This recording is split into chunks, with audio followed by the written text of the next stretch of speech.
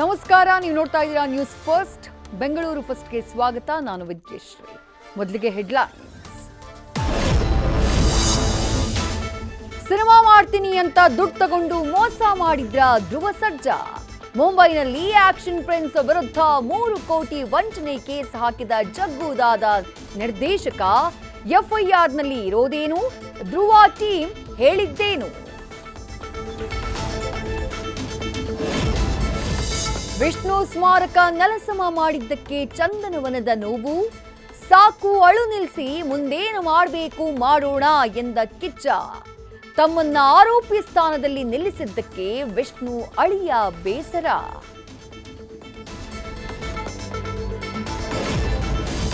ವರಮಹಾಲಕ್ಷ್ಮಿ ಹಬ್ಬದ ಕುಂಕುಮ ತರೋಕೆ ಹೋದವಳು ಹೆಣವಾದ್ಲು.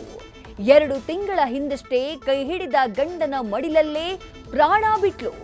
ಮೊಮ್ಮಗಳ ಸಾವಿನ ಸುದ್ದಿ ಕೇಳಿ ನಿಂತೋಯ್ತು ಅಜ್ಜಿಯ ಉಸಿರು. ವಾಕಿಂಗ್ಗೆ ಹೋಗ್ತಾ ಇದ್ದ ವೃದ್ಧನ ಮೇಲೆಯೇ ಬಿತ್ತು ಮರದ ಕೊಂಬೆ. ಬಿಬಿಎಂಪಿ ಅಧಿಕಾರಿಗಳ ನಿರ್ಲಕ್ಷ್ಯ. ಪಾಲಿಕೆಯ ವಿರುದ್ಧ ಎಫ್ಐಆರ್. ಅಧಿಕಾರಿಗಳೇ, ಆವತ್ತು ಅಕ್ಷಯ್ ಮೇಲೆ ಮರ ಬಿದ್ದು ಸಾವಾದ್ರೂ ಬುದ್ಧಿ ಬಂದಿಲ್ವಾ?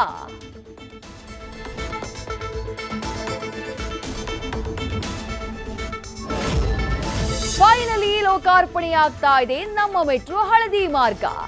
ನಾಳೆ ಪ್ರಧಾನಿಯಿಂದ ಚಾಲನೆ. 16 ನಿಲ್ದಾಣ, ಸದ್ಯಕ್ಕೆ 3 ಟ್ರೈನ್. ಆರ್ವಿ ರಸ್ತೆಯಿಂದ ಬೊಮ್ಮಸಂದ್ರದವರೆಗೆ 35 ರಿಂದ 40 ನಿಮಿಷದಲ್ಲಿ ಸಂಚಾರ.